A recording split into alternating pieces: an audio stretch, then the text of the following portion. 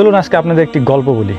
এক সাপ একবার গেল এক পীর সাহেবের কাছে, যে বলল যে আমি আপনার কাছে মুরিদ হতে এসেছি, বায়াত গ্রহণ করতে এসেছি, আমাকে মুরিদ বানান। তো পীর সাহেব তাকে মুরিদ বানালো এবং কিছু ওসিয়ত করলো। তার মধ্যে অন্যতম একটি ওসিয়ত ছিল এটি যে তুমি কাউকে দংশন করবো না, কামড় দিবা না। তো সাপ বললো যে আচ্ছা ঠিক আছে, আমি মেনে নিলাম, আমি কাউকে কামড়ও দিব না, দংশনও করবো না। এই বলে সাপ চলে গেল। এর কিছুদিন পর সাপ এক ধানের আইলের পাশে শুয়েছিল বা রোদ পোহাচ্ছিল।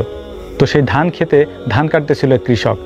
ধান কাটার পরে ধান বেঁধে বাড়িতে নেওয়ার জন্য রশি খুঁজে পাচ্ছিল না। সে পাশেই দেখলো রশির মতো কিছু একটা পড়ে আছে। সে সাপটিকে উঠিয়ে রশি মনে করেই ধানের আটি বাঁধলো এবং এটিকে মাথায় করে নিয়ে বাড়িতে চলে গেল। বাড়িতে যাওয়ার পরে আটি থেকে রশিটি খুলে সে ফেলে দিল। গল্প যেহেতু, তো ফেলে দেওয়ার পরে সাপ অনেক কষ্টে তার সেই ব্যথাযুক্ত শরীর নিয়ে পীর সাহেবের দরবার পর্যন্ত গেল এবং পীর সাহেব তার এই অবস্থা দেখে জিজ্ঞেস করলো, তোমার এই অবস্থা কেন? তখন সে সব খুলে বলল। খুলে বলার পরে পীর সাহেব তাকে জিজ্ঞেস করলো যে তুমি কিছু বলনি, তোমাকে যখন বাঁধতেছিল তুমি কিছু বলনি? তখন সে বললো, না, আপনি তো আমাকে নিষেধ করেছেন কাউকে দংশন করবা না, কামড় দিবা না, তাই আমি কিছু বলিনি।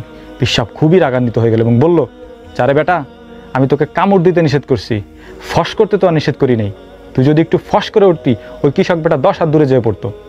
লাইফে আমাদের এরকম কিছু সময় আসে, সব সময় চুপ থাকাটা শ্রেয় না। কিছু কিছু ক্ষেত্রে অবশ্যই আপনাকে কথা বলতে হবে এবং আপনার হক, আপনার অধিকার সম্পর্কে আপনাকে জানতে হবে।